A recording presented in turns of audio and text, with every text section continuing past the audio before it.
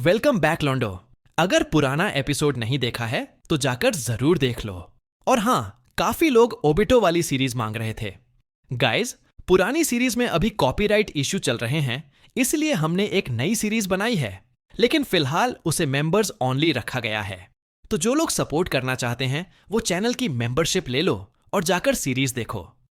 अगर आगे चलकर कॉपीराइट इश्यू नहीं आए तो उसे पब्लिक भी कर दिया जाएगा, वरना वो मेंबर्स ओनली ही रहेगी। और एक और बात गाइस, मेंबर्स को इस सीरीज का एक एपिसोड पहले देखने को मिलेगा।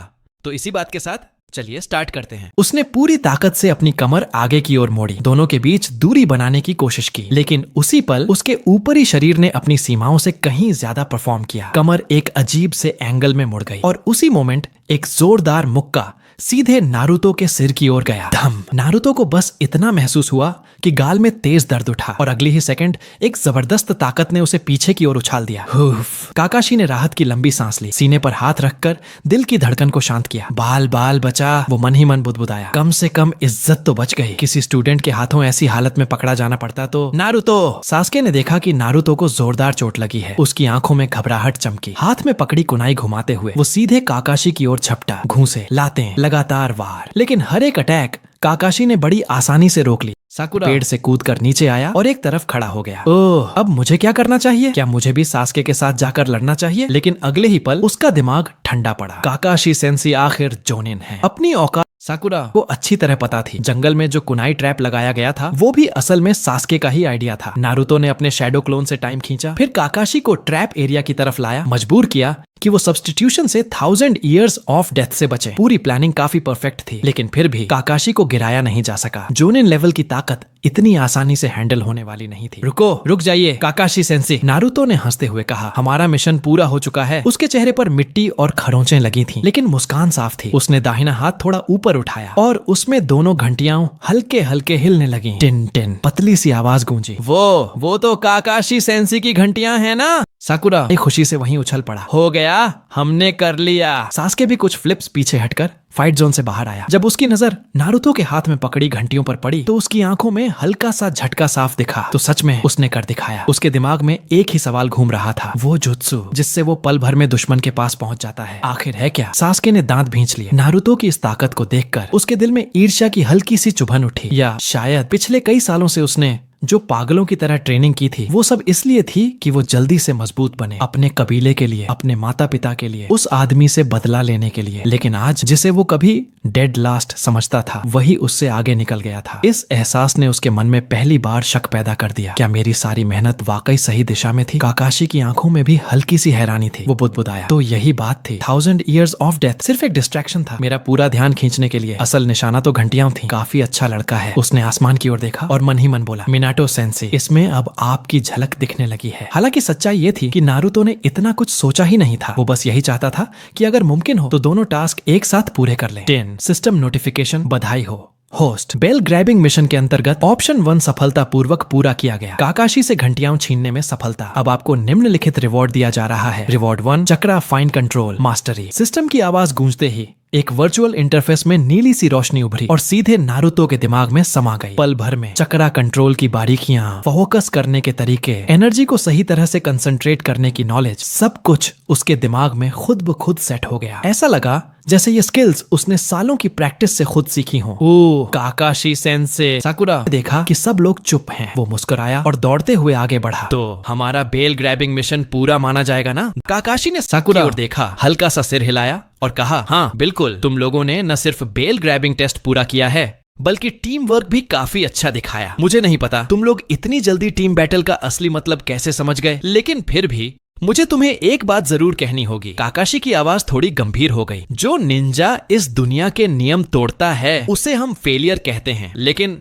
जो अपने साथियों को अहमियत नहीं देता, तुम तीनों आज के बाद फेलियर से भी बदतर हो, क्योंकि अब तुम एक दूसरे के साथी हो, इसलिए एक दूसरे की कद्र करना सीखो। ये कहते हुए काकाशी की नजर नारुतो और सास्के पर गई। वो साफ देख सकता था कि ये दोनों बच्चे अंदर से काफी भारी थे, जैसे दिल में बहुत कुछ छुपा कर बैठे हों, जबकि ताकत में थोड़ी कमजोर साकुरा दोनों की गहराई को ज्यादा महसूस ही नहीं कर पा रही थी। सास्के ने हल्का सा भौहें सिकोड़ ली, मन ही मन बुदबुदाया, साथियों की कद्र। अगर यही साथी मेरे आगे बढ़ने के रास्ते में रुकावट बने तो मैं बिना हिचक उन्हें काट दूंगा। नारुतो के मन में भी ये बात ज्यादा जम नहीं पाई। उसने दिल में हल्का सा सिर हिलाया। अगर ये पहले होता तो शायद मैं मान लेता कि इस दुनिया में रोशनी है, मान लेता कि साथियों की दोस्ती पिछले जख्मों को भर सकती है, लेकिन अब नहीं। काकाशी सेंसी, मेरा रास्ता पहले ही तय हो चुका है। पिछले कई सालों में नारुतो और सास्के ने जो दर्द, जो तिरस्कार झेला, वो सब दांजो और तीसरे होकागे की देने थे। दांजो खुद को जिंचुरिकी का मालिक बनाना चाहता था, इसीलिए उसने रूट के लोगों से अफवाहें फैलवाई कि नारुतो एक राक्षसी क्यूबी है, लेकिन कभी ये नहीं बताया कि उसका पिता चौथा होकागे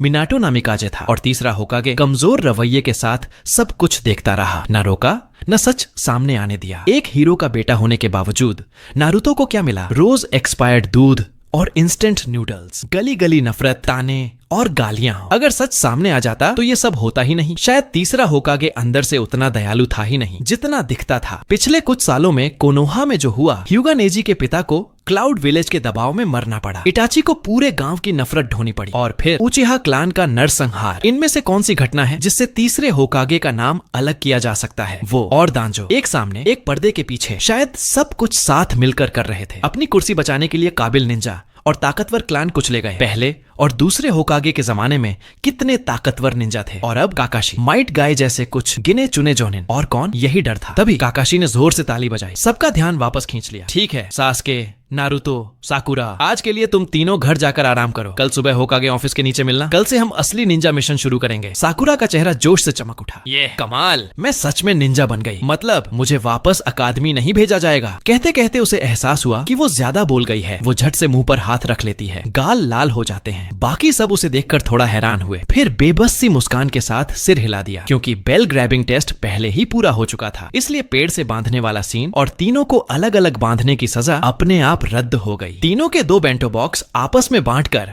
खाने का सीन खत्म हुआ। अभी सुबह के सिर्फ 11 बजे ही हुए थे कि काकाशी ने सबको अलग अलग डिसमिस कर दिया। अब नारुतो के पास करने को खास कुछ था नहीं, तो वो सीधे सेल्फ सर्विस बेंटो शॉप की तरफ गया, 2 बेंटो खरीदे और वहीं बैठकर खाने लगा। सच कहें तो बेंटो का टेस्ट और फ्लेवर कुछ खास नहीं था, लेकिन ये जगह नारुतो पहले भी अक्सर आता था। क्यों? पहली बात, यहाँ बेंटो सस्ते मिलते थे। दूसरी, पोर्शन बहुत ज्यादा होता था, और सबसे बड़ी बात, यहाँ पूरा सेल्फ सर्विस सिस्टम था। कोई दुकानदार नहीं, कोई घूरती नजरें नहीं, कोई ताने नहीं। इसीलिए नारुतो को गांव वालों की ठंडी नजरों का सामना नहीं करना पड़ता था, और वो बाहर बैठकर शांति से गर्म खाना खा सकता था। कितना भर गया। 2 बेंटो पेट में जाते ही नारुतो ने अपना गोल सा पेट थपथपाया और सेटिस्फैक्शन की एक लंबी सांस छोड़ी। अभी पूरा एक दोपहर बची हुई थी और नारुतो ने उसे वेस्ट नहीं किया। वो सीधे ट्रेनिंग ग्राउंड की तरफ भागा और शुरू किया अपना फिजिकल स्ट्रेंथनिंग ट्रेनिंग, क्योंकि 8 गेट्स खोलने के लिए एक बेहद मजबूत शरीर चाहिए, और अभी नारुतो के पास जो भी एबिलिटीज थीं, उनमें 8 गेट्स ही उसका सबसे तगड़ा अटैक ऑप्शन था। अगर वो अपनी बॉडी स्ट्रेंथ को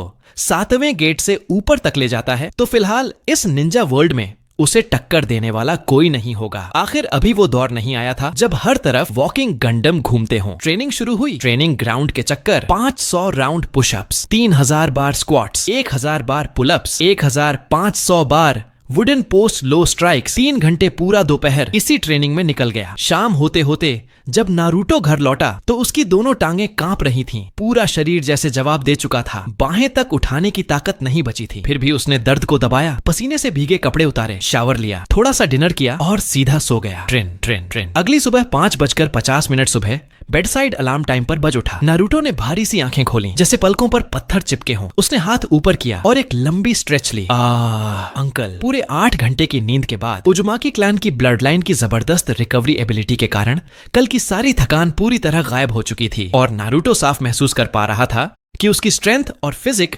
दोनों में काफी बड़ा इंप्रूवमेंट आया है। सिस्टम माइग्रेशन शुरू करो, उसने मन ही मन कमांड दी। Ding, migration successful. Reward process start हो रहा है। बधाई हो होस्ट, आपको माइग्रेशन रिवॉर्ड प्राप्त हुआ। कृपया प्रतीक्षा करें। Ninja tool supply, X3 fire shield, ninjutsu rock platform, X1 cooling pills. X3 system की वही लोली जैसी नोटिफिकेशन वॉइस नारुतो के दिमाग में गूंज उठी। कोई खास ओवर पावर्ड रिवॉर्ड नहीं था, लेकिन ये भी नॉर्मल ही था। इन कुछ दिनों में सिस्टम को ऑब्जर्व करने के बाद नारुतो ने एक पैटर्न समझ लिया था। सिस्टम जब मिशन देता है तो उसके रिवॉर्ड्स माइग्रेशन रिवॉर्ड से काफी ज्यादा अच्छे होते हैं। मुंह धोकर, दांत साफ करके, सुबह का नाश्ता करने के बाद नारुतो रोज की तरह उसी पुराने ट्रेनिंग ग्राउंड की तरफ निकल पड़ा। आखिर वहां जाना जरूरी था। क्यों? क्योंकि वहां हिनाता उसका इंतजार कर रही थी और रोज रोज उस छोटी सी शर्मीली लड़की से मिलने का यही तो एकमात्र मौका था। नारुतो कुन सुबह का नमस्ते। जैसे ही हिनाता ने नारुतो को आते देखा, वो अब भी अपनी शर्मीली नेचर नहीं बदल पाई। छोटा सा चेहरा लाल हो गया, नजरें नीचे झुक गईं और दोनों हाथों की उंगलियां आपस में गोल गोल घूमने लगीं। अरे हिनाता,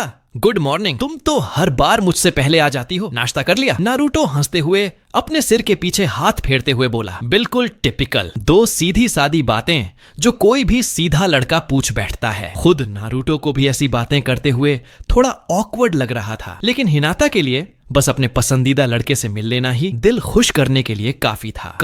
कहाँ जल्दी आई हूँ, मैं भी अभी अभी ही पहुंची हूँ और मैंने नाश्ता कर लिया है। हिनाता ने लाल होते चेहरे के साथ पूरी ईमानदारी से इन बिना न्यूट्रिशन वाले सवालों का जवाब दिया। हल्की सी ऑकवर्ड साइलेंस के बीच नारुतो और हिनाता सुबह की ट्रेनिंग में लग गए। सब कुछ पहले की तरह। पहले वार्म अप, फिर 2 व्यक्ति स्पैरिंग और उसके बाद लकड़ी के खंभों पर प्रहार। 2 घंटे कब निकल गए पता ही नहीं चला। घड़ी में समय हुआ सुबह के 7:30। नारुतो और हिनाता एक दूसरे से विदा लेकर अपने अपने क्लास मीटिंग पॉइंट की तरफ बढ़ गए। ऑफिस बिल्डिंग की सीढ़ियों के एंट्रेंस पर यामाशिरो आउबा और नामियाशी राइडो एक आगे एक पीछे गार्ड ड्यूटी पर खड़े थे। ये दोनों काकाशी के ही बैच के निंजा थे, लेकिन अपनी ताकत खास स्टैंड आउट न होने की वजह से अब हिरुजेन सरुटोबी की सिक्योरिटी में तैनात थे। जब उन्होंने नारुतो को दूर सड़क से आते देखा तो उनकी आंखों में अनजाने में थोड़ी सी ईर्ष्या झलक पड़ी। यामाशिरो आउबा बोला, वैसे नारुतो ने फ्लाइंग थंडर गॉड सीख लिया है, अब तो लगता है तीसरे होकागे साहब उसे काफी इंपॉर्टेंस देंगे। नामियाशी राइडो ने धीरे से सिर हिलाया। हाँ बिल्कुल सही, जब मैं चौथे होकागे मिनातो नामिकाजे का गार्ड था तब मुझे भी उनसे फ्लाइंग थंडर गॉड सीखने का मौका मिला था, लेकिन अफसोस हम गार्ड्स की काबिलियत ही कम थी। हम में से कोई भी उस टेक्निक को अकेले नहीं सीख पाया। आखिर में 3 लोगों की ताकत मिलाकर ही हम बस फ्लाइंग थंडर गॉड फॉर्मेशन को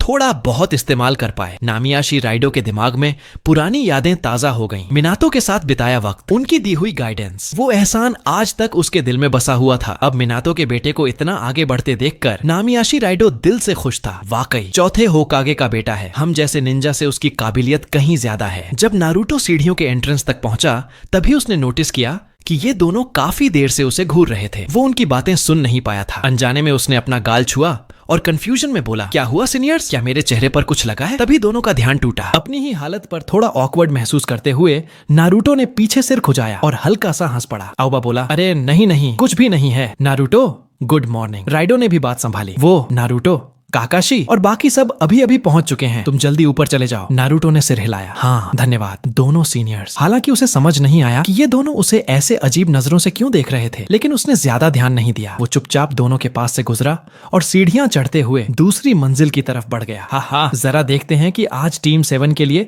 कौन से मिशन सुटेबल हैं। ऑफिस के बाहर अभी नारुतो पहुंचा ही था कि अंदर से एक बुजुर्ग सी आवाज सुनाई दी। ये आवाज होकागे की थी। ठक ठक ठक। नारुतो ने हाथ उठाकर दरवाजा खटखटाया और थोड़ी झिझक के साथ बोला, वो सॉरी, क्या मैं लेट हो गया? कमरे के अंदर काकाशी, सास्के और साकुरा सभी की नजरें नारुतो की तरफ चली गईं, लेकिन उनके कुछ कहने से पहले ही होकागे ने खुशदिल अंदाज में बोल दिया, ओह नारुतो आ गया, जल्दी अंदर आओ, तुम बिल्कुल सही टाइम पर आए हो। हा। नारुतो ने सिर हिलाया और बिना ज्यादा कुछ कहे अंदर आकर खड़ा हो गया। होकागे अब भी मिशन लिस्ट पलटते हुए धीरे धीरे बुदबुदा रहे थे। ब्लैक हॉर्स आंटी के लिए 100 किलो तरबूज खरीदना, ली दादाजी के खेत में निराई करना, कोनोहा के पूर्वी हिस्से की नदी से कूड़ा साफ करना। वो ऐसे ही डी रैंक मिशंस की लिस्ट पढ़ते जा रहे थे। बाकी सब शांत खड़े होकर सुन रहे थे, लेकिन साकुरा खुद को रोक नहीं पाई। उसने हल्के से काकाशी की बाह खींची और सिर उठाकर पूछा, काकाशी सेंसेई, क्या निंजा मिशंस हमेशा ऐसे ही होते हैं? ये तो सब मजदूरी वाले काम लग रहे हैं। काकाशी ने धीरे से सिर हिलाया, नहीं ऐसा नहीं है, लेकिन हर निंजा को मिशंस लो रैंक से ही शुरू करने पड़ते हैं ताकि एक्सपीरियंस जमा हो सके, और तुम लोग भी इससे अलग नहीं हो। तभी होकागे मिशन लिस्ट देखना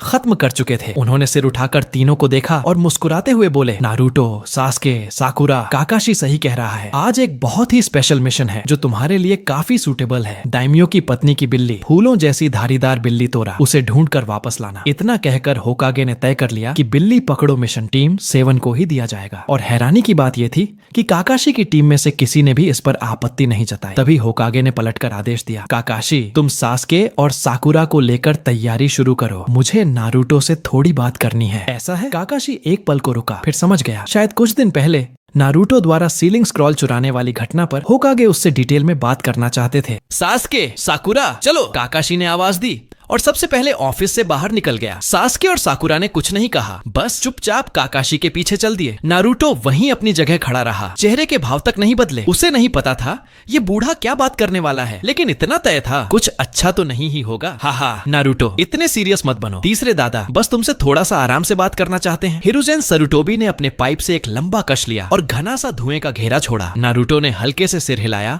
और मुस्कुराते हुए बोला, बूढ़े, जो कहना है सीधे कह दो, मैं सुन रहा हूँ। हिरुजेन के लिए नारुतो के दिल में कोई अच्छी भावना नहीं थी। उसका बचपन इतना दर्दनाक होने में इस बूढ़े की जिम्मेदारी सबसे ज्यादा थी। बूढ़ा कहे जाने पर भी हिरुजेन के चेहरे पर कोई नाराजगी नहीं आई। वो बस वैसी ही मुस्कुराती हुई शक्ल बनाए रहा। नारुतो, तुमने फ्लाइंग थंडर गॉड और 8 गेट्स सीख लिए हैं, ये बात सबने मुझे बता दी है। दादा तुम पर बहुत खुश है। कहते हुए हिरुजेन ने अपने चेहरे की उस नकली मुस्कान को संभालते हुए पूछा, वैसे तुम्हें रोजमर्रा की जिंदगी में किसी चीज की कमी तो नहीं है? जो चाहिए सीधे मेरे पास आकर कह देना, मैं किसी से खरीदवा दूंगा। नारुतो एक पल के लिए चौंका। ये क्या चल रहा है? मुझे अकेले रोककर बस इतनी मिठास दिखाने के लिए? पहले तो इस बूढ़े ने कभी मेरी तरफ देखा तक नहीं था, लेकिन बाहर से नारुतो ने एक खुश चेहरा बना लिया। वो देखना चाहता था कि ये बूढ़ा आखिर करना क्या चाहता है। वो मुस्कुराकर बोला, ओ बूढ़े, तो फिर मैं ज्यादा औपचारिक नहीं रहूंगा। हिरुजेन अब भी वही दयालु सी नकली मुस्कान बरकरार रखे हुए था। हाँ नारुतो, दादा से इतनी औपचारिकता की जरूरत नहीं है। और हाँ, जो गांव वाले तुमसे इतनी नफरत करते हैं वो उनकी गलती है। वो ना समझ है, उनकी सोच छोटी है। तुम उन्हें दिल पर मत लो। मुझे लगता है तुम उस बात के बारे में अब जान चुके हो। आखिर सच अब सामने आ चुका है। तुम्हारे अंदर 9 टेल्स सील है। गांव वाले असल में तुमसे नफरत नहीं करते, वो उस 9 टेल्स से नफरत करते हैं जिसने गांव को तबाह किया था। मैंने सब गांव वालों को साफ साफ कह दिया है, अब से कोई भी बिना वजह तुम्हें परेशान नहीं करेगा। अब तुम बस काकाशी के साथ ठीक से मिशंस करते रहो और आगे चलकर काकाशी की तरह गांव की एक मजबूत पिलर बनो। नारुतो के दिल में ठंडी सी हंसी उभरी। अब याद आया कि गांव वालों को चुप कराना है तो पहले कहाँ चले गए थे? अगर मैंने फ्लाइंग थंडर गॉड और 8 गेट्स नहीं सीखे होते तो शायद आज भी मेरी हालत वही होती। हर दिन नजरअंदाज किया जाना, भेदभाव और ताने झेलना। अगर उस दिन सुबह मैंने उस बंस की दुकान वाले को सबक न सिखाया होता तो गांव वाले आज भी दिल से मेरे बारे में अपनी सोच नहीं बदलते। दिल से नामिकाजे, नारुतो को उससे कोई डर नहीं था। इस वक्त हिरुजेन सरुतोबी तो पूरा का पूरा नेक बुजुर्ग बनने का नाटक कर रहा था। सारा क्रेडिट खुद के सिर पर लेने की कोशिश कर रहा था। वाकई कमाल है, सामने कुछ पीछे कुछ, सच में दयालु चेहरे वाले तीसरे होकागे कहलाने लायक इंसान। नारुतो के मन में हिरुजेन के लिए नफरत और गहरी हो गई, लेकिन उसे ये भी अच्छी तरह पता था कि उसकी मौजूदा ताकत अभी इतनी नहीं है कि हिरुजेन को जरा भी हिला सके। इसलिए उसने अपने जज्बात चेहरे पर नहीं आने दिए, बल्कि उन्हें दबा लिया। नारुतो ने बिना किसी भाव के जवाब दिया, सच में? तो फिर थैंक्स बुड्ढे, मैं अपनी ट्रेनिंग जारी रखूंगा। ये सुनते ही हिरुजेन संतुष्ट होकर हल्का सा मुस्कुराया और सिर हिलाया। नारुतो, तुम बेफिक्र होकर ट्रेनिंग करो। अगर कहीं कुछ समझ ना आए तो काकाशी से पूछ लेना, वो हमारे कोनोहा का एक बेहद काबिल निंजा है। हिरुजेन से विदा लेने के बाद नारुतो चुपचाप होकागे ऑफिस बिल्डिंग से बाहर निकल गया। मोड़ पर पहुंचकर उसने पीछे मुड़कर होकागे ऑफिस की इमारत को देखा और उसके होठों पर एक ठंडी सी मुस्कान आ गई। हाँ, फिक्र मत करो तीसरे बुड्ढे, मैं ट्रेनिंग करता रहूंगा और बहुत कम समय में तुम जिस इस ऊपर से शांत दिखने वाले कोनोहा पर राज कर रहे हो उसे पूरी तरह पलट कर रख दूंगा। इसके बाद करीब 1 महीने से ज्यादा के समय तक टीम 7 के तीनों काकाशी की अगुवाई में रोजाना डी रैंक मिशन करते रहे। मिशन का कंटेंट बिल्कुल वैसा ही था जैसा हिरुजेन ने पहले बताया था। खेतों में घास हटाना, खाद डालना, गांव वालों के बच्चों की देखभाल, मिलकर कचरा उठाना, अमीरों के लिए बिल्ली कुत्ते पकड़ना और ऐसे ही कई छोटे मोटे काम। हर दिन अलग अलग तरह का काम, लेकिन सब सबसे निचले स्तर के मिशन। ईमानदारी से कहें तो इन मिशनों से निंजा के कॉम्बैट एक्सपीरियंस में कुछ खास बढ़ोतरी दिखती नहीं थी। हाँ, टीममेट्स के बीच समझ और तालमेल जरूर बेहतर हो रहा था और सबसे बड़ा फायदा शायद यही था कि इन बच्चों का दिमाग और धैर्य धीरे धीरे मजबूत हो रहा था। टीम 7 के अलावा टीम 8 और टीम 10 भी कुरेनई और असुमा की लीडरशिप में इन्हीं डी रैंक मिशन पर लगी हुई थी। इसी वजह से नारुतो और हिनाता को हर सुबह एक साथ ट्रेनिंग करने का वक्त मिलता रहा। इस 1 महीने से ज्यादा के समय में नारुतो और हिनाता की नजदीकियां धीरे धीरे बढ़ती चली गईं। अब वे काफी क्लोज लड़का लड़की दोस्त बन चुके थे। दोनों एक दूसरे के दिल की बात समझते थे। बस उस धुंधली सी दीवार को कोई तोड़ना नहीं चाहता था। आखिरकार दोनों की उम्र अब भी बहुत छोटी थी और ये हल्की सी मीठी सी झिझक और नजदीकी उनके दिलों को खास तौर पर सुकून दे रही थी। एक और सुबह आई। नारुतो रोज की तरह उस जाने पहचाने ट्रेनिंग ग्राउंड पर पहुंचा ताकि हिनाता से मिल सके। नारुतो, ये लो, मैंने नाश्ता बनाया है। हिनाता हल्का सा लाल चेहरा लिए दोनों हाथों से एक बेंटो बॉक्स पकड़े हुए उसे नारुतो की तरफ बढ़ाती है। दरअसल करीब आधे महीने पहले कभी यूं ही हिनाता के मन में नारुतो के लिए नाश्ता बनाने का ख्याल आया। थोड़ी प्रैक्टिस के बाद उसकी कुकिंग स्किल्स को नारुतो से लगातार 5 स्टार रिव्यू मिलने लगे। ऊपर से उसकी दिल खोलकर की गई तारीफें भी। बस फिर क्या, हिनाता ने रोज नए नए तरीके से नारुतो के लिए खास नाश्ता बनाना शुरू कर दिया। थैंक यू हिनाता, तुम सच में एक बहुत ही अच्छी लड़की हो। ना सिर्फ सॉफ्ट और काइंड, बल्कि कुकिंग भी आती है। नारुतो मुस्कुराता हुआ दोनों हाथ आगे बढ़ाता है जैसे बेंटो बॉक्स लेने वाला हो, लेकिन अनजाने में वो हिनाता का छोटा सा हाथ पकड़ लेता है। नारुतो के दिल में जोरदार ठहाका गूंज उठता है। Flirting secret manual rule 81। अनजाने में लड़की के दोनों हाथ पकड़ो, फिर गहरी नजरों से उसकी आंखों में देखो और धीरे धीरे चेहरा पास ले जाकर पहला किस छीन लो। नारुतो कुन अपने हाथ को एक बड़े गर्म हाथ में बंद महसूस करके हिनाता का शरीर हल्का सा कांप जाता है। वो सिर उठाकर देखती है। नारुतो उसे थोड़ी सी शरारती नजर से देख रहा होता है। उसका चेहरा एक पल में लाल हो जाता है और वो समझ नहीं पाती कि क्या करे। हिनाता, मैं आ रहा हूँ, अपना पहला किस मुझे दे दो। नारुतो अंदर ही अंदर खुशी से उछल रहा होता है और धीरे धीरे अपना चेहरा आगे बढ़ाता है। Flirting secret manual rule 76। अगर लड़की खुलकर विरोध न करे तो इसका मतलब है वो तैयार है। Flirting secret manual rule 77। अगर लड़की विरोध दिखाए तो समझो वो सिर्फ शर्मीली है। ऐसे में फोर्स किस भी ऑप्शन है। तालियां, ताली ताली। वाह, ह्यूगा क्लान की बड़ी बेटी है और सुबह सुबह यहाँ रोमांस चल रहा है। तालियों की आवाज गूंजती है। अगले ही पल ट्रेनिंग ग्राउंड के बाहर वाली सड़क से ह्यूगा नेजी सामने आता है, चेहरे पर साफ तिरस्कार लिए हिनाता और नारुतो को देखता हुआ। उसके साथ 2 और लोग भी आते हैं। हर वक्त यूथ की बातें करने वाला रॉक ली और कोनोहा की सबसे बड़ी निंजा टूल कलेक्टर टेंटेन। ये तीनों पिछली बैच के निंजा अकादमी ग्रेजुएट्स थे और टीम 3 के कोनोहा 12 के मेंबर्स भी। नारुतो कुन, फिर से मिलना हुआ। रॉकली पूरे जोश में मुस्कुराते हुए हाथ हिलाकर अभिवादन करता है। टेंटेन के चेहरे पर हैरानी साफ झलकती है। रॉकली, तुम इस लड़के को जानती हो? एक पल के लिए टेंटेन को कुछ समझ नहीं आता। अभी अभी नेजी के तानों से लग रहा था कि उसका और इन नए निंजाओं का रिलेशन ठीक नहीं है, लेकिन रॉकली तो नारुतो से काफी करीबी दिख रहा था। रॉकली सिर हिलाता है, अंगूठा ऊपर करता है, थम्स अप। उसके दांतों से एक चमकदार रोशनी निकलती है। नारुतो कुन मेरी तरह ही है। हाँ, बिल्कुल सही। वो भी एक तेजुत्सु लवर है और उसकी तेजुत्सु टैलेंट